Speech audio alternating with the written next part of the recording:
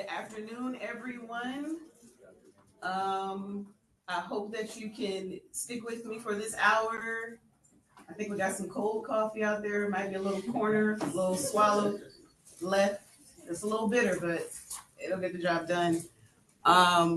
So I'm going to go over all of the outside employment negotiated dispositions that we entered into in 2025. I did it by calendar year, not fiscal year. So January up until now. And so I'm going to go over all of them. Important to note before I get started, if you were here this morning, Director Cooks touched on it a little bit. We conduct ethics investigations and they can end in several different ways. All of the ones that I'm going to talk about are negotiated dispositions, which is a settlement agreement between the Office of Government Ethics and the respondent in the matter. And so just important to note, right, that this is a settlement, there's back and forth negotiations, some things are taken out. In my presentation, I try to go over a little bit of our rationale, like behind the fine and stuff like that.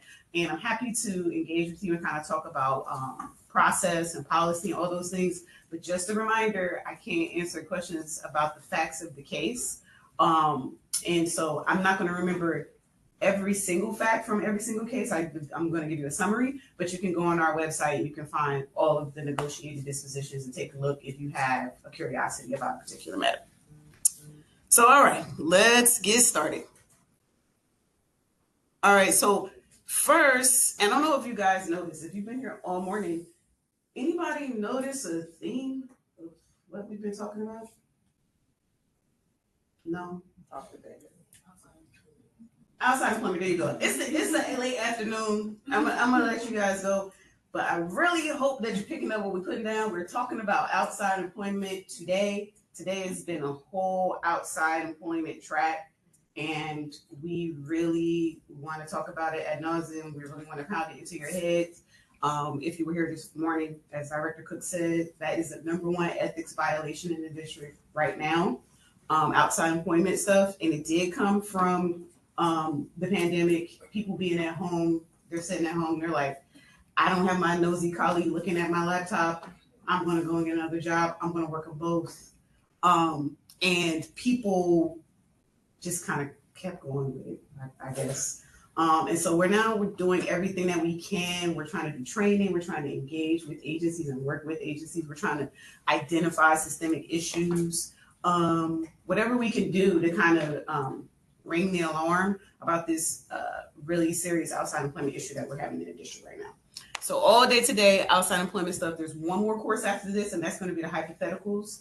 And Attorney Advisor Brenda Kills is going to take you through 9 hypotheticals that touch on each of the outside employment restrictions in the district personnel manual. And so here they are. You'll see them again when Brenda comes up to talk. Here's the first half. There's 9 restrictions, right? The first one says that your outside activity cannot interfere with your district government job, right?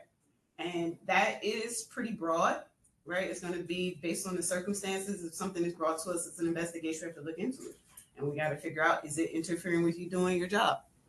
Then the second one is you cannot use government resources to do your outside employment.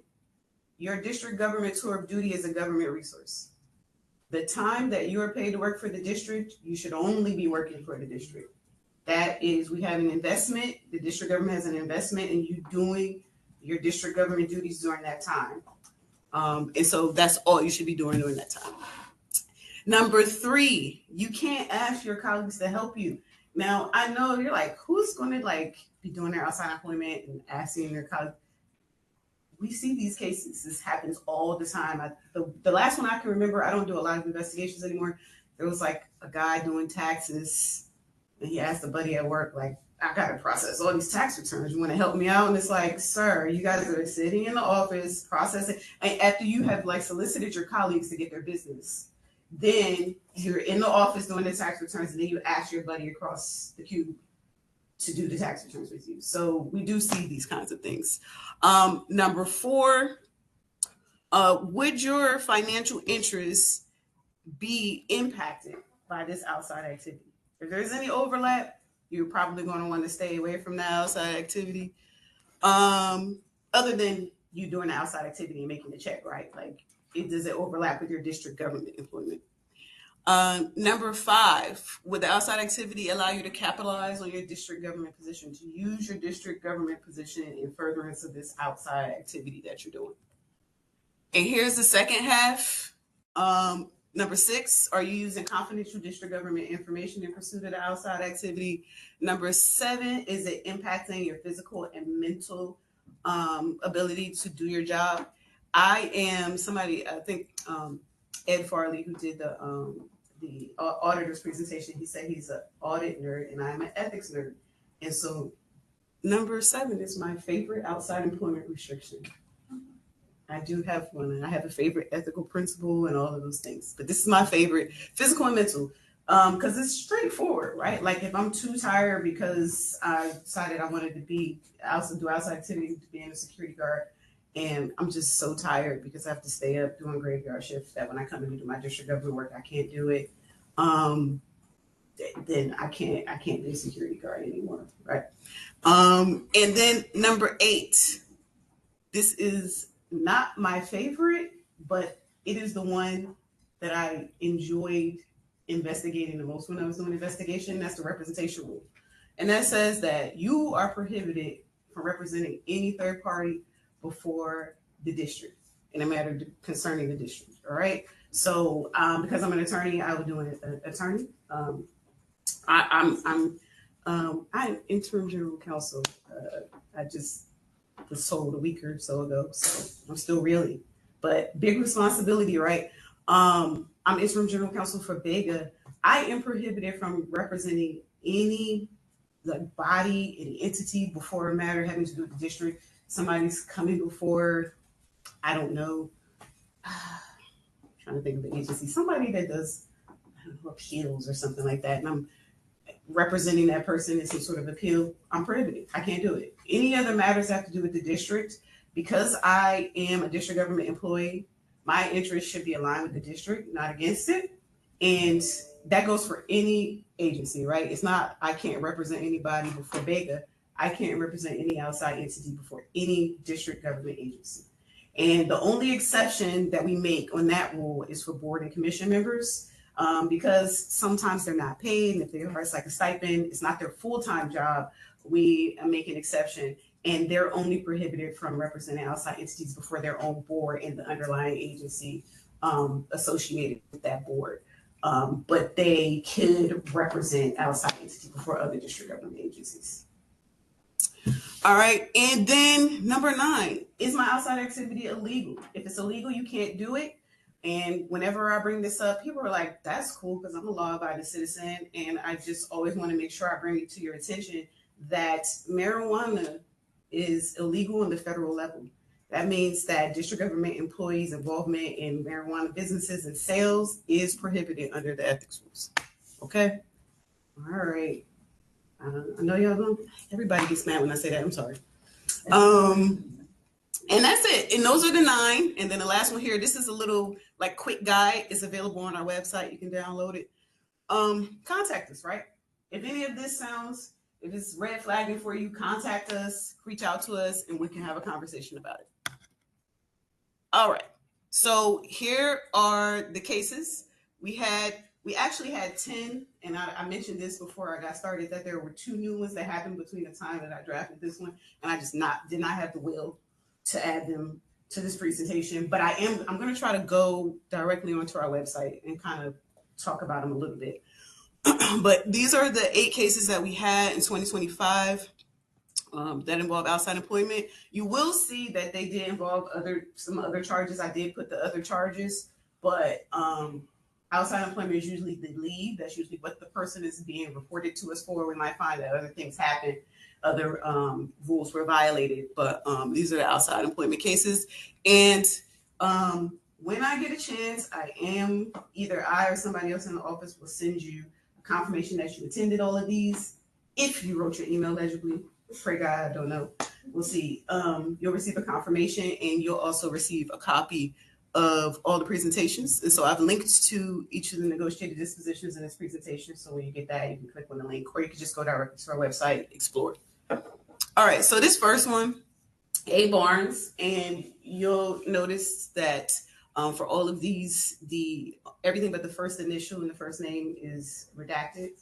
Partial redaction is something that we offer as a part of negotiated settlements so that you're not fully identified. Now, if you enter a negotiated settlement with us and then the Washington Post puts you on blast, we have nothing to do with that, right? Like if they put your whole name there. But this is like to incentivize people to negotiate with us that is partially redacted. We do not comment on cases, and so I can't call it as to how the Washington Post identified you. They got it from somebody else. I don't know, but we do partial redactions. So this is A. Barnes, and she, maybe she, I don't know, or he, they were a teacher with DCPS. It responded, formed a catering business, and subsequently contracted with DCPS on behalf, of her outside catering business. All right. So the problem here was that she acted as a representative of an outside entity before her agency. All right. Recognize that. That was on that little quick guide. That's the representation rule. And she was charged with that, representing an outside entity before the district in the negotiated settlement. And she was fined $350. And we go on to the next slide. Why was the respondent's fine so low in this matter? All right, a little bit of insight about what happened here. So we considered mitigating factors in this case. All right. One of those things was that she formed this business to assist students. We recognize that teachers have a tough job. They're working with limited resources. Oftentimes when we get into cases at DCPS, there are cases like this. A teacher created a nonprofit to help kids with robotics. A teacher created a catering business to help the kids in their cooking class. They're not supposed to do it that way. And we want to make sure that we address that is a technical violation, but they're doing it. If we find like they've been doing this to help the kids, right? Then that is a mitigating factor that we do take into consideration. There was no personal gain. And it was a technical violation because they didn't go about things the right way. They sit in the interview and they say, I had to get this done. It's a bunch of red tape with the budget. I couldn't even get the money in time. All of these different things that are happening. And that we do consider those things. All right. And so another mitigating factor was that she routinely charged the school below market value for food and services. She was literally trying to fill a void and make sure that her kids had the things that they needed. And so we wanted to say, hey, you can't do it that way, make it punitive, but we didn't want to, really stick it to her and, potentially ruin her financially. Questions about A. Barnes?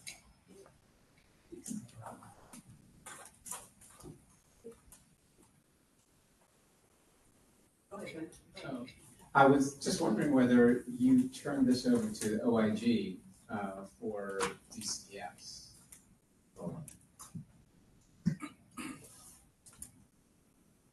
Did we turn it over to OIG or DCPS as OIG? What's the question? Yeah, for DPS as well. No.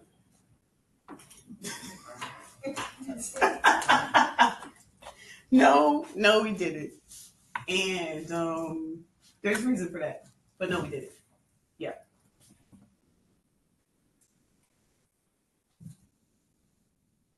How do you become aware of that on that point? I know you don't want to get into the facts. Is it procurement? Is there a disclosure when you confirm the district? Are you just employee? Is that? We get complaints from a number of places, anywhere. The agency can be doing some sort of review and refer the matter to us. A member of the public, an employee's colleague. We can literally anywhere. Sometimes they're anonymous and we don't even know where they come from. So there's a number of ways that we get complaints. Any other questions? Okay. All right. So our next one is A. Chapman. And A. Chapman was a paralegal with DCPS. She claimed on her timesheet that she worked 9 hours a day for 5 days per pay period, but her badge scan showed that she did not, right?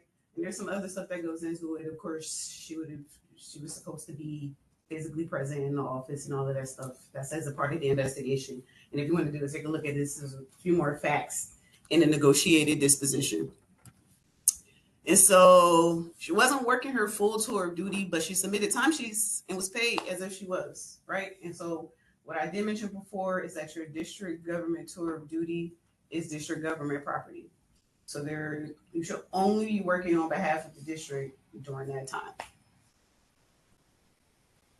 All right, so she was charged with violation of PM Section 1807.1B, using government time for other than official business in a negotiated disposition. And so we have a couple of ways to handle this kind of stuff. Like if somebody is working another job, they could be charged with this, or they could be charged with another section of 1807 that specifically has to do with the outside work. But because she was just kind of just lying on her timesheets, we charged her with this more general one, which is just using government time for other than official business. We don't know what she was doing. She could have been working another job, or she could have been chilling on the couch. Not sure. All right, she was fined $4,000. All right, a little bit more punitive. Again, it took you through the mitigating factors in Barnes. That was the case where we found a teacher trying to do good for the kids. There was no evidence that she benefited in any way, or that she was, somehow derelict of her duties as a teacher, not present, or submitted anything false to the district or anything like that. A little bit different here. As far as I can remember, there weren't so many mitigating factors. And these like low thousands, these are kind of usually where most of our fines land. So this is in line with what we would usually do with something like this. Just a quick comment. So that looks like a disciplinary matter, right? Mm-hmm. Official, sort of messing with your official timesheet. Mm-hmm. So how does it get to Vega? See, I'm thinking it gets to you if the person's working another job or something during that time period. So it could be a personnel matter. And so we do have a training coming up tomorrow. It's called This or That. Is it ethics or personnel matter? And in that training, we're going to talk about what is an ethics matter and what is a personnel matter. But the main theme of that tomorrow is going to be that it could be both. Right? There's often overlap, and our jurisdiction is separate from your agency's HR representative, and we don't have anything to do with the personnel action. And so you could be fired and also fined for, engaging in conduct that is a violation of some other section of the DPM, but that is also unethical. Who signed off on her time? Such a good question. So many discussions about that in our investigations meeting. I won't get into the details of that. Good question. Well, you kind of answered my question because you guys are not responsible for the fine. But has there been in cases that you've seen fine and fine? Yes, all the time. Yep. I encourage you all to say it again. So you said you've seen both, but yeah. In a lot of these cases, also they're still maintaining their job after fine. Yeah, and just for the people online recording and everything, what she said was when we see both, meaning right, it's a personnel action in the ethics matter. Do they oftentimes retain their job? I will say it's a toss up. And it depends on a lot of stuff. Does the agency know? And know everybody, if you're an ethics counselor or a general counsel, you probably have strong thoughts about the fact that we don't come to the agency and say, hey, we've entered this disposition against one of your employees. I know that. I hear you. But we don't, right? So maybe the agency doesn't know. If they weren't the person that reported the employee, they might not know. Maybe they do know, and based on our finding, they didn't think that it was fireable. Maybe something else, some other disciplinary action happened to the employee. Maybe it didn't. They might not take any action at all. That's why it's just the personnel tracks and the ethics tracks are off. There's often overlap as far as our jurisdiction, but they're completely separate. And we like to keep it that way. We like to say we are not involved with personnel matters at all. We do not make recommendations. We don't say you should fire this person, except there's one part in Chapter 18 of the District Personnel Manual that says that a person that was hired due to nepotism must be fired. And if that does occur, we do send an email over to the agency to say, hey, this is what the District Personnel Manual says, so that they can take action. So What? Courtney, I can shout it.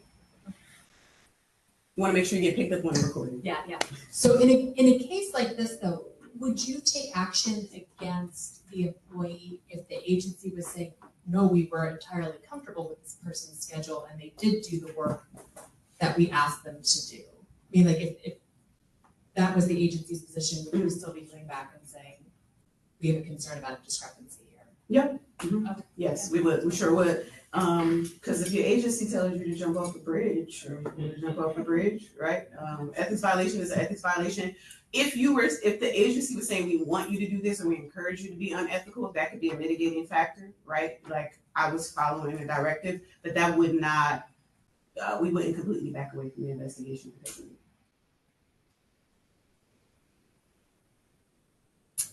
I don't think there's anything else. Any other questions about A. Chapman? All right. Next one. A. Carruthers. Respondent was an instructional superintendent with DCPS. Respondent contracted with a district government contractor and conducted work for the entity during her district government tour of duty. Respondent used her district government email account to respond with the entity regarding her personal work relationship with the entity. All right. That's just a little overview of what happened. And they conducted outside work during their district government tour of duty. And they were charged with 1807.1B, using government time for other than official business, and then negotiated the settlement. Fined $2,500. And again, this stuff is very like circumstance and fact specific, but this is usually where we land, like somewhere between $2,000 and $10,000 maybe. If it's egregious or there were a lot of violations, they'll start to add up and start getting into those bigger numbers. But I wouldn't say that there was anything about this that was too deviant from what we would usually do.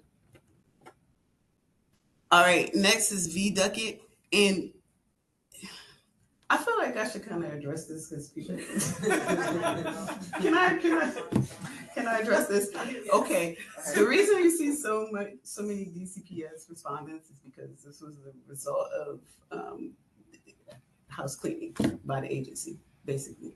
And so if you were here for the auditor's presentation, they talked about the fact that they can only deal in knowns, right, and what they do know. So there are many agencies who ethics is not on their mind. They don't know that we exist or it doesn't matter to them. But then there are other agencies who really care and they're focusing in and they're cleaning house. And so that is what we see here. And I just wanted to say that I commend DCPS. They have implemented a bunch of systemic changes at the agency. They got a training requirement. They're requiring people to report outside employment, all kinds of stuff. So nothing but up from here on out. I just had to address it because I know people are like, what the heck? But yeah. So V. Duckett. Respondent was employed with DCPS. Respondent represented outside business before the district by entering a memorandum of agreement with DCPS and entering building use agreements with the Department of General Services. All right. She represented her outside business before the district, actually on several occasions. Charged with 2 violations of DPM section 1807.1H, serving as a representative of an outside entity before the district, and a negotiated settlement. Fine, $3,000. All right.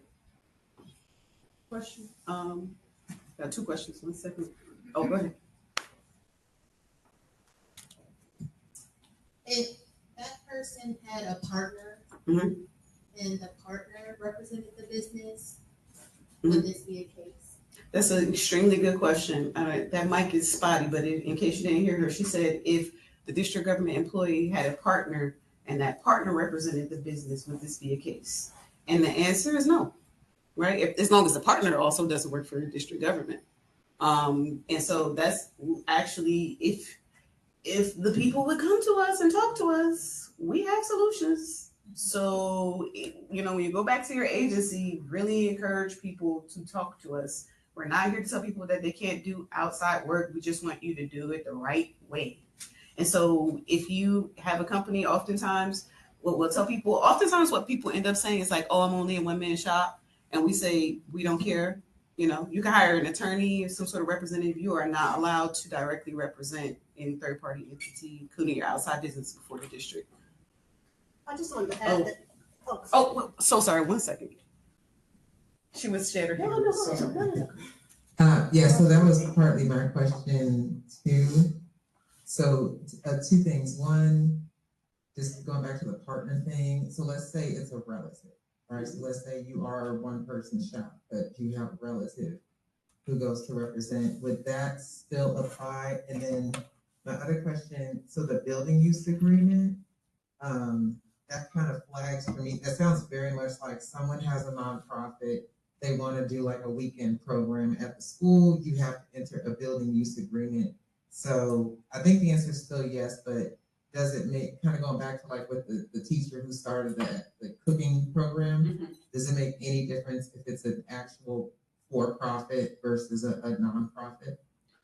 Okay, so on the first part, if a relative does it, if a relative represents the outside entity before the district, that doesn't bother us as long as that relative doesn't work for the district government. So that's fine. Just anybody but the district government employee. And then the second part was, you said, does it for-profit and nonprofit make a difference? And the answer is no. Anybody that has interests that might differ from the district, you're only supposed to represent the district's interests. So no, that doesn't make a difference. And what I can say a little bit about this, because I remember it is in the negotiated settlement, it was after school program that she was doing that caused her to keep having to enter into these building use agreements. Well, not having to, I mean, she opted to, but But yeah. Oh, I was just gonna add, for purposes of OCP, if the contract benefits a district employee, you still have that contractor, whether it be if it's not a district, they still have to advise OCP of that. So if they fail to do that, that could be an issue for that contract. Yeah. So there still is obligation for that. Yep, and we've had that come up in some of our cases, that the part of it was that the employee failed to truthfully respond, right, when they're applying for these contracts. Because what it's supposed to do is make you say, whoa, right? Like, I'm a district government employee, I'm applying for a contract with a district government agency, and now they're asking me this weird question: is a district government employee going to benefit? That should give you pause, right? And so you should probably pause the application and talk to somebody about that. And so in a couple of instances, what we saw was that the person said no, and it's very strange because you are definitely employed with the district government and entered into this contract. So we've had that come up. Any other questions? Oh. Courtney?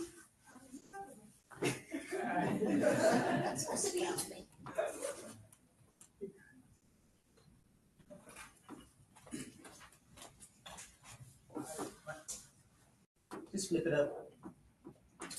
Is this? Oh yeah. With representing general representative outside entity, what about just a routine, like if you work for DLCP and you want to get a business license or a permit from an agency that issues permits, can you do that? Yeah. So for stuff that you're doing, like as a resident of the district, you can't do that. right? You can get a license, you can get a permit, you can apply to do those things. If you work in that agency, you're gonna wanna not approve your own permit or license yourself. But you can do those things, yeah. And so this is like kind of like representing a business in a matter before the district where the district's interests could differ from the outside entity. Licensing and permitting, although there is of course some decision making in it, it's kind of like a function of the district government, and it's a service that we provide to the residents of the district. You're allowed to do that. You're allowed to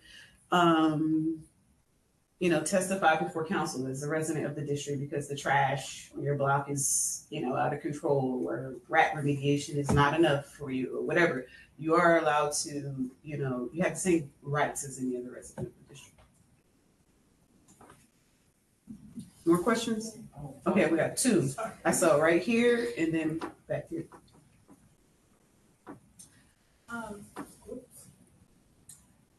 So for both the previous example and this one, I see that the respondents seem to have been charged with 1 violation, 2 violations. How do you all determine, because like for the last one, for example, I think it was, well, I forgot what it was now, right? But it was like 1 charge that you said. But then I was like, well, I'm looking at like the 9 things that we just reviewed, and I'm like, well, it seems like she was capitalizing on her position. It seems like, she had like financial interest, but I think it was only for entering into negotiated settlement. So like, how is that? Is it just that like you guys, during your investigation, you guys just didn't have evidence of like any other violation, and so that's why? Yeah, so it's circumstance specific. Bearing in mind that this is a negotiated document, right? So we may sometimes start out with 5 charges, and then we may, as a part of negotiations, take out some. Although we may have evidence that it occurred, we may take out the ones where we say, if we had to go to a hearing, those might be shaky or whatever. So it makes it look like it's like a bargaining chip. We're like, we'll go ahead and take that out for you. Let's settle this. So it just depends on the circumstances of the case. Courtney, yes.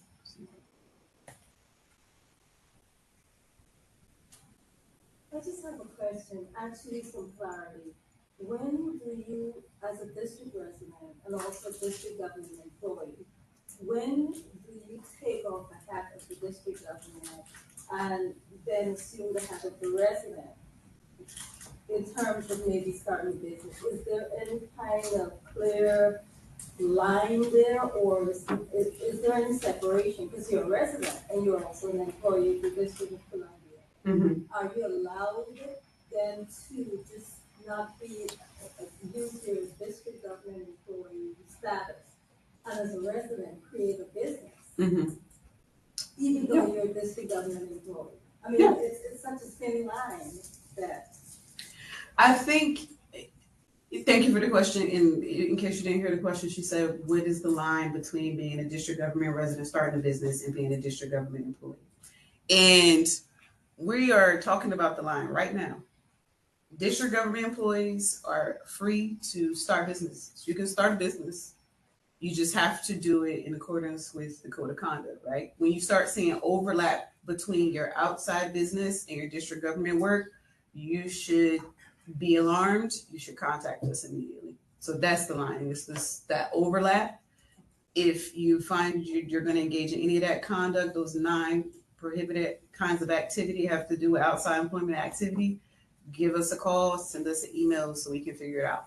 But last I checked, we live in a capitalist society, so you are free to start your business, and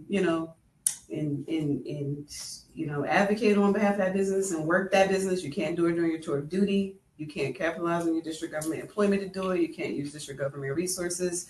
You can't be asking your colleagues to help you with it. You can't let it physically and mentally impair you such that you can't do your job. It can't otherwise pose a conflict of interest, right? All of those things. Any other questions? All right. I think we're finished with that one. Next is A. Smith. Respondent was an administrative officer at DCPS at a school. Respondent represented her outside business before the district by entering memorandum of agreement with DCPS and entering building use agreements with Department of General Services. Important to note that this is what it looks like to adjust your policies and your procedures and, root out systemic things that are happening. And probably as a teacher, you may, or an employee of DCPS, you might not think there's anything wrong with this. In fact, it makes so much sense for my other side gig to allow me to capitalize on my skills and abilities that I do in my main job, right? And so having those similarities sometimes for people is not a red flag. That's why we want to make sure we do a lot of education. And so you'll see instances like this, because it takes for us to come in and say, hey, you can't do that, right? Or you can't do it that way, right? Because we talked about the fact that you can get you a business partner, you can get you an attorney to represent your business before the district. It's just the district government employee can't do it. All right. Respondent reported full regular work days on her timesheet when she was on vacation. Wait a minute, that's not that. Okay, there's a typo in my presentation, but this is what she did. She represented the outside business before the district, and this is what this was defined. I'm glad I have this linked here because I don't know what she did, to be honest. Either she did the outside business or she was on vacation. I don't remember. I'm not gonna lie to you. Go on and click the link at the bottom here and check out that negotiated disposition.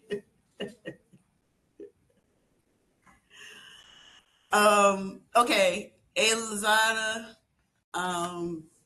She was a management analyst with OLRCB, and she taught fitness classes during her district government tour.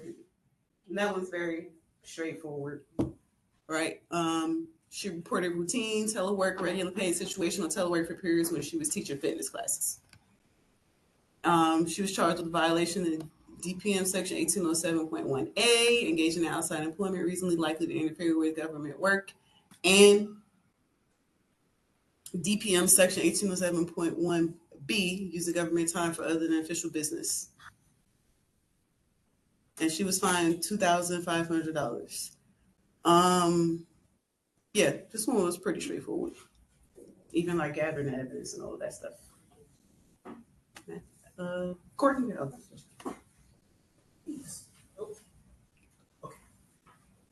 Okay. Hey, quick question. So in a circumstance like this, let's say instead of using situational telework, she used paid leave or unpaid leave, and during that time she said, I'm free, I might as well teach a fitness class because I'm free. Would that have changed the situation, and would it have mattered if it was paid leave versus unpaid leave? Good question. Yes, that would have changed the situation. When you are on annual leave, you can do what you want.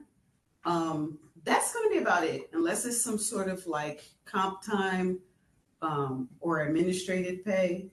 But you cannot use sick leave to work an outside job, right? You can't use paid family leave to work an outside job.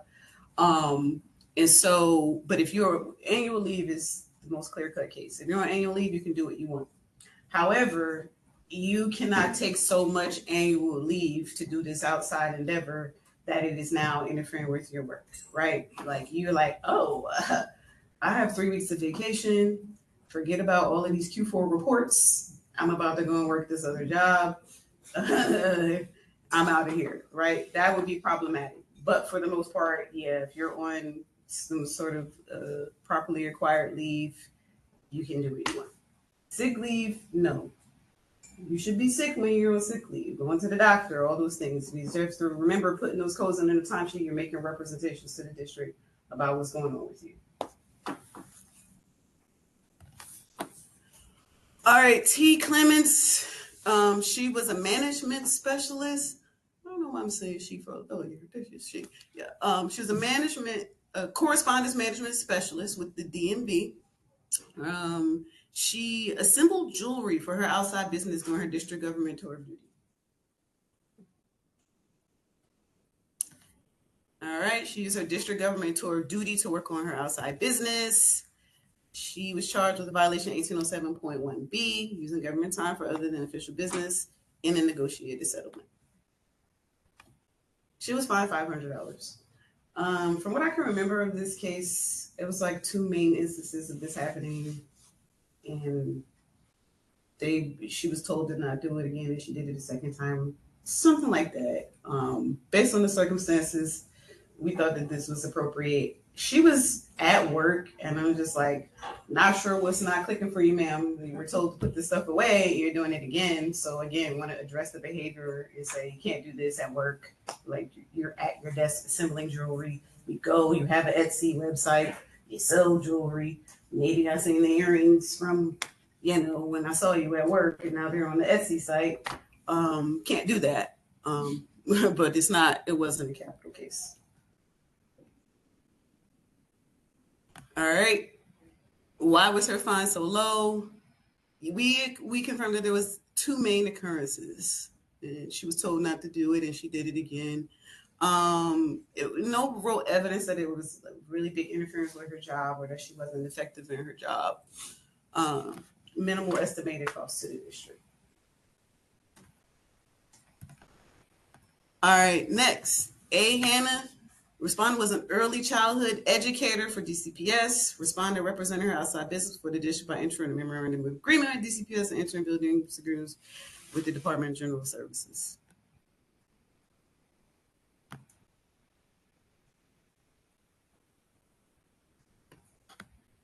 Questions? All right. Just move past these. All right, so that was the cases. Let me see. We got started at 2:15, so I have about 14 minutes left. I'll see if I have enough time to go show you the two new ones on the website. So solutions, what can we do about outside activity and employment violations?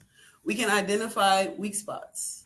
All right, we identify systemic issues, like if there's a culture, some sort of culture of there being overlap between people's outside activities and their district government work within the agency, sometimes by nature of what we do, that can be easy, really easily. We need to address those things. If we see them, one of the things that we do is we send out a letter to the agency, usually the general counsel, and say, hey, the last 6 months we've had 3 cases from you guys, and this is what we've been noticing, and these are the suggestions that we have for change. Training. Today, even though none of you noticed the outside employment thing, but that's what we're trying to do here. Outside employment, we're just talking about it. I think last year we started doing the quarterly outside employment training. You can go on our website, sign up for it. It's a webinar. And we will come over to your agency and do outside employment training, so specific training. It's very similar to the one that Brenda is going to do next with the hypotheticals. So we can just kind of talk about these issues and encourage you, if you're an ethics counselor or manager or whoever, you want to set up a training with us, please reach out to us so we can come over and talk about outside employment, especially if you know that there's some sort of weird, quirky culture that, is a weak spot, basically. Maybe it's not happening yet and you guys are not up on our website, but it could. All right. Required reporting or permission.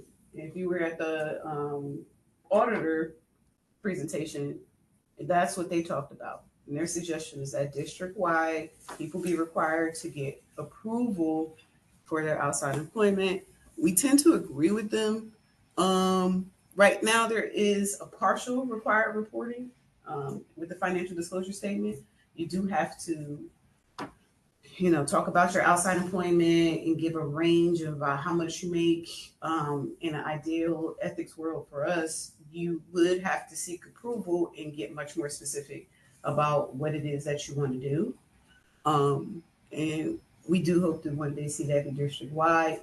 And also, again, we have introduced some draft legislation that is with the council now. It's called the Comprehensive Code of Conduct. If you ever hear any breakfast meeting or meeting about, if you ever want to support us and submit a comment or anything like that, please be my guest. If you have any ideas, let me know. But that's in the Comprehensive Code of Conduct that people be required to get approval. And robust financial disclosure review. All right. BEGA and agencies should continue to review financial disclosures and follow up with the employees on their outside activity. All right. If you're an ethics counselor and you review financial disclosure statements, if stuff seems weird, you're supposed to flag it and send it over to us.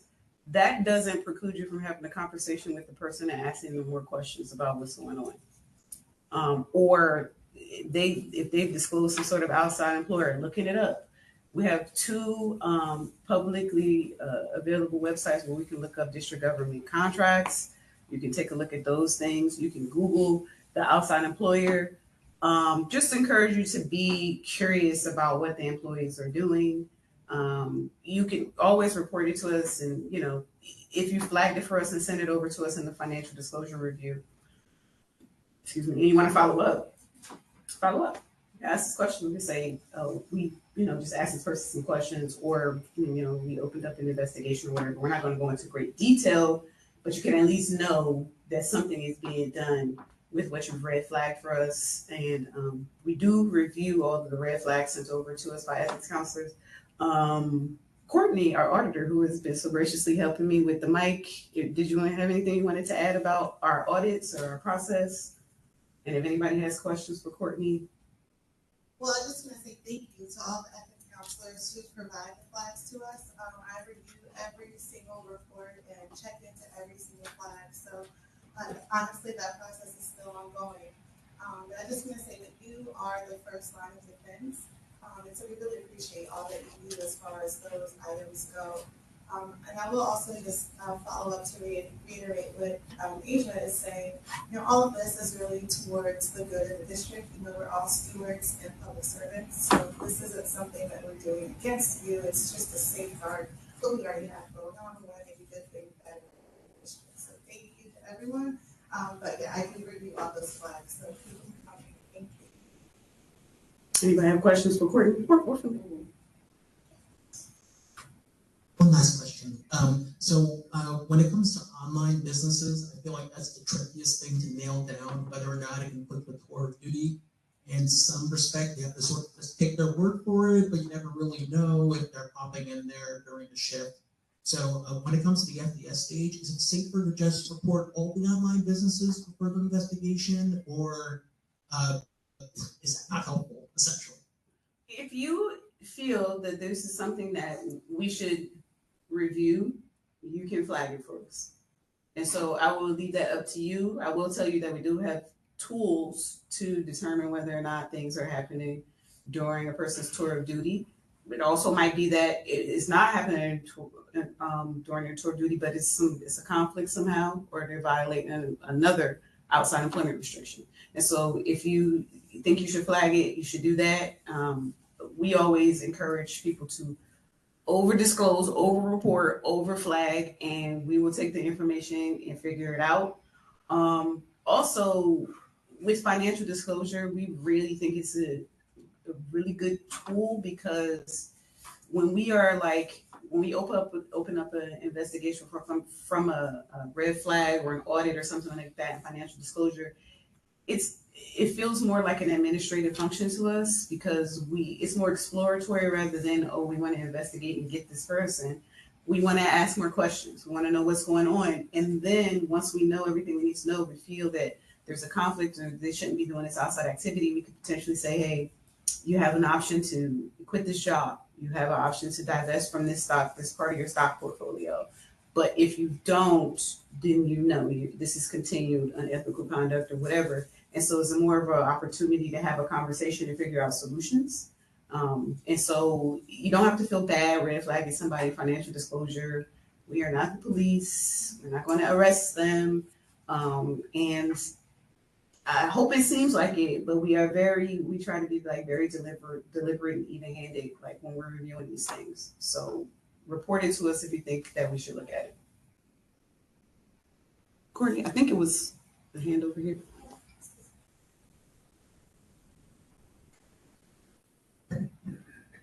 At what time should you report? Should you wait for the filing, or should you wait Monday? What is the good time frame? Good question. So for financial disclosures, when should you report things? And so in the statute, it says that it's either 10 or 15 days, within 10 or 15 days of your circumstances changing and you having new information to report that is relevant, and you would otherwise respond with that information on your financial disclosure, you should do an amendment to update your financial disclosure so that it is complete and accurate. And so, if it's right around filing time, like if it's April, sure, just wait until you do your filing, or late March or something like that. Wait until you do your filing. But if you're far away from there, you have I wouldn't say it's 15 days. That seems fair, but I'll double check. It might be 10 days, but something like that. To amend your financial disclosure statement. Any other questions? I don't think we have time to see the other negotiated dispositions, but you guys can go on the website. They're the ones that are at the top. On the same subject, because you're usually reporting on the previous year. Mm-hmm. So if it's like now Mm-hmm. and your circumstance changed, Mm-hmm. are you saying? I guess I just want to get clarity because, like I said, you would have already filed for the previous year. Uh-huh. You haven't filed yet for this year. Uh-huh. So what would you do? If it would have changed, I guess, the circumstances for last year somehow. Like if you got more money, right? And because there's ranges, in the financial disclosures, money ranges or something like that. So more money came in from this client or this outside business, you need to update that. But it is reporting on the previous year. So you have to make sure that the information you reported about the previous year is accurate.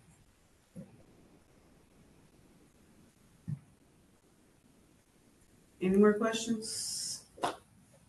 I got 4 minutes to spare.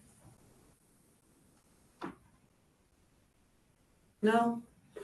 All right. Well, thank you all. I appreciate you going over the latest negotiated dispositions with me.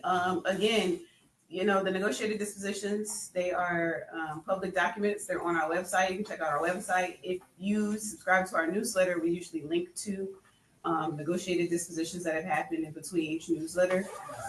If you want to stay in the know, but definitely check out our website. It's a wealth of resources. And if you have questions about outside employment, you want to set up a training with us, anything, that's what we're here for. So we look forward to continuing relationships with you all. Thank you.